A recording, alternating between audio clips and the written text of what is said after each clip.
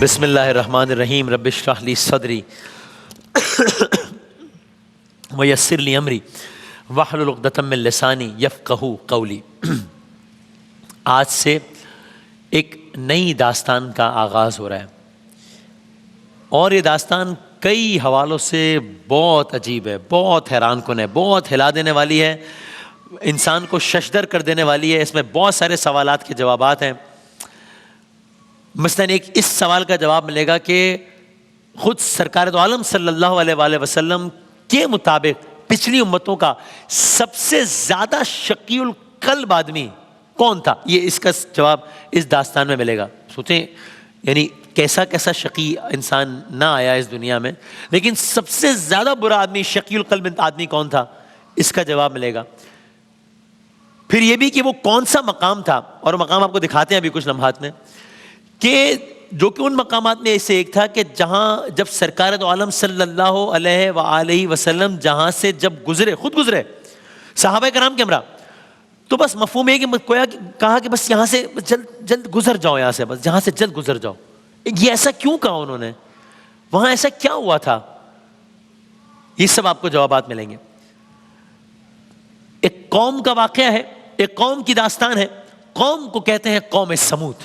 قوم سمود قرآن مجید میں تذکرہ ہے اور بارہا تذکرہ ہے۔ یہ قوم کرتی کیا تھی، ان کا رہنے کا انداز کیسا تھا؟ ان کا رہنے کا انداز وہ تھا جو میں آپ کی خدمت میں عرض کرتا ہوں، پھر آپ کو باقاعدہ دکھاتا ہوں، تو آپ بھی میری طرح حیران ہوں گے۔ جب میں نے دیکھا میں بہت حیران ہوا، پھر میں نے مزید دیکھا تو معلوم ہوا کہ یہ مقام آج بھی ایگزسٹ کرتا ہے، لوگ وہاں پر جاتے ہیں۔ پھر میں نے ذاتی طور پر کچھ لوگوں کو تلاش کیا جو وہاں پر گئے ہیں۔ پھر میں نے آج کے ہی دن صبح کے وقت کچھ ایک ایسے اپنے دوست سے بات کی، ہمارے بڑے اچھے دوست ہیں نادر علی، آپ سب جانتے بھی ان سے میں نے بات کی، چونکہ وہ جا چکے ہیں وہاں پر، تو انسان حیران ہو جائے کہ یہ کیا ہے۔ اور آپ جب خود آنکھوں سے دیکھتے ہیں یا تصاویر میں دیکھتے ہیں تو انسان کو ورنہ تو یقین ہی نہ ہے، لیکن جب خود انسان تصاویر میں دیکھتا ہے تو انسان کہ نہیں، یہ تو بات سچ ہے، یہ تو آج بھی ایگزسٹ کرتے۔ یہ لوگ کرتے کیا تھے، یہ لوگ پہاڑوں کو کھود کر پہاڑوں کے اندر مضبوط گھر بناتے تھے، پہاڑ کے اندر مضبوط گھر بناتے تھے۔ یہ کام تو اگر آج بھی ہونا تو اس کے لیے آپ کو پتہ نہیں ارتھ موونگ آبجیکٹس اور کیا کیا چاہیے۔ یہ قوم یہ کام 2500 سال پہلے کر رہی تھی۔ آئے ذرا آپ کو منظر دکھاتے ہیں۔ یہ جو آپ میرے عقب میں منظر دیکھ رہے ہیں، یہ کوئی بنائی ہوئی یا انجینئرڈ تصویر نہیں ہے، اٹ ایگزسٹ، یہ آج بھی ہے، یہ آپ بھی جا سکتے ہیں یہاں پہ۔ یہ سعودی عرب میں ہے مقام آج بھی۔ یہ مدینہ منورہ سے اگر آپ چل پڑیں تو العلا کا مقام ہے، 3.5 گھنٹے کی ڈرائیو پہ یہ مقام۔ یہ کیا ہے جو آپ دیکھ رہے ہیں، کیا ہے؟ یہ بڑے بڑے پہاڑوں کے اندر یہ کاٹ کے یہ گھر بنائے گئے ہیں، یہ گھر بنے ہوئے ہیں، یہ ان کے یعنی یہ مکانات ہیں، گویا محلات ہیں۔ اور یہ آج سے 2500 سال پہلے بنائے ہوئے ہیں۔ یہ قوم سمود یہاں رہتی تھی، یہ قوم سمود کے مکانات ہیں، جن کی کچھ تصاویر آپ اس وقت اپنی ٹیلی ویژن سکرین پر دیکھ رہے ہیں۔ یہ غالباً انٹرنس ہوگی، مطلب کسی جگہ کی، کسی مکان کی۔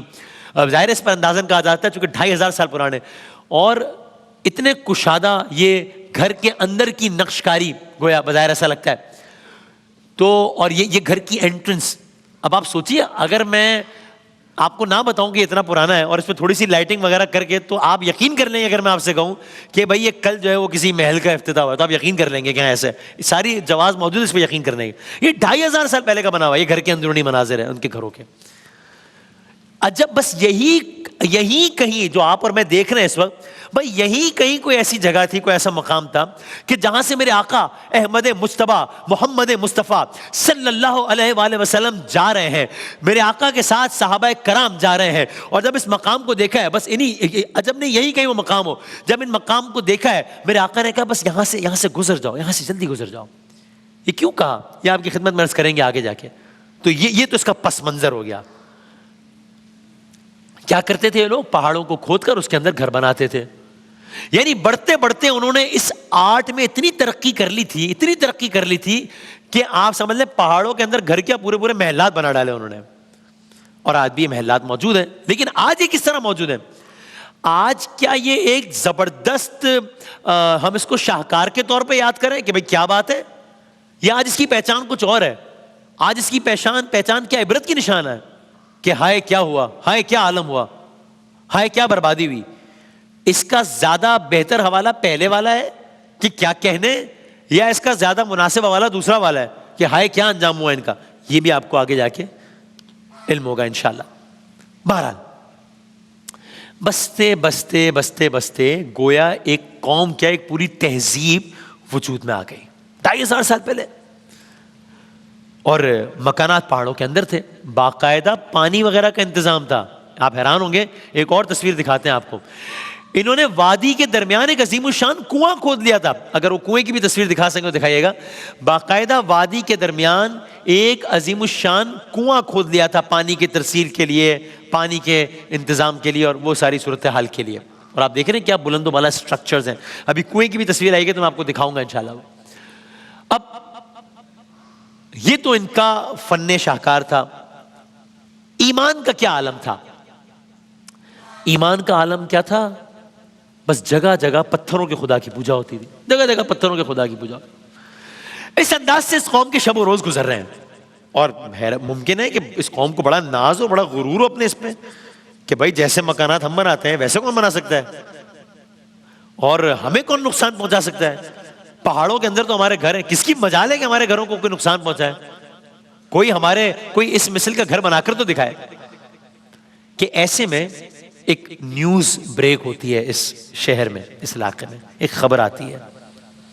خبر کیا ہے؟ پتھروں کی خداؤں کی پوجا. یہ وہ کنواں ہے، یہ وہ کنواں ہے کہ جہاں یہ اسپیسیفکلی کہ یہ انہوں نے، آپ دیکھیے اس زمانے میں یعنی باقاعدہ ان مکانات کے ساتھ ایک کنواں بنایا ہوا ہے کہ جہاں سے پانی وغیرہ لیا کرتے تھے. اتنے مینجڈ، اتنے آرگنائزڈ.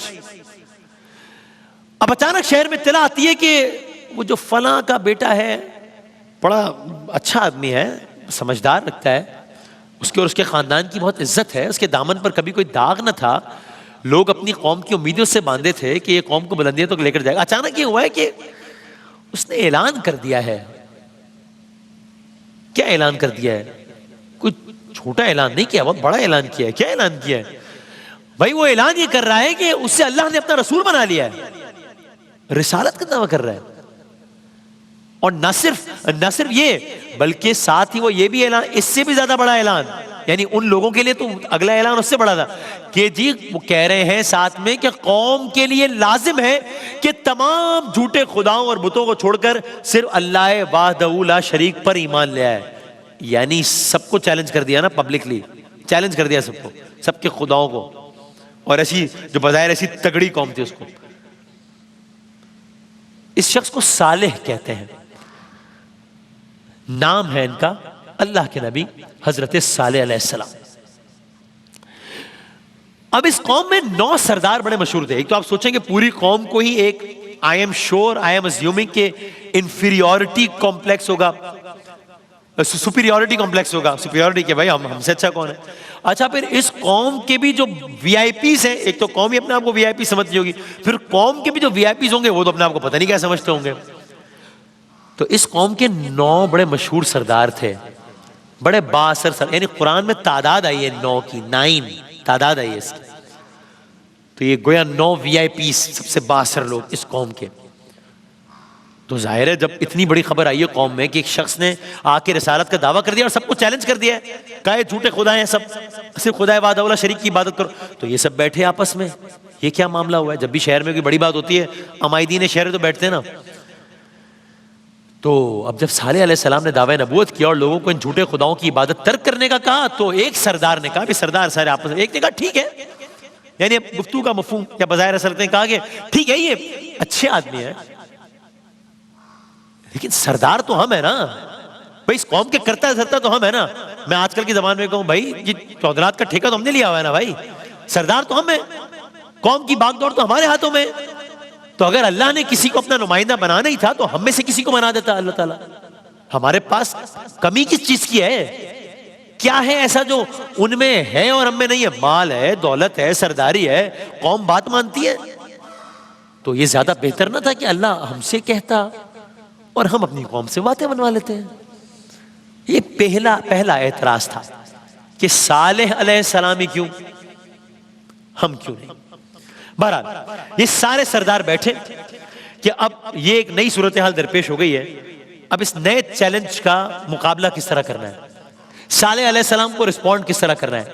سارے سرداروں کے بیٹھنے کے بعد ایک اسٹریٹجی مرتب ہوئی کہ صالح علیہ السلام کو جواب کیا دینا ہے. ان کی ماننی ہے نہیں ماننی، لڑنا ہے نہیں لڑنا، سلو پر آمادہ کرنا ہے نہیں کرنا، یا کیا کرنا ہے. طے ہوا. طے کیا ہوا؟ کلرز کریں گے انشاءاللہ.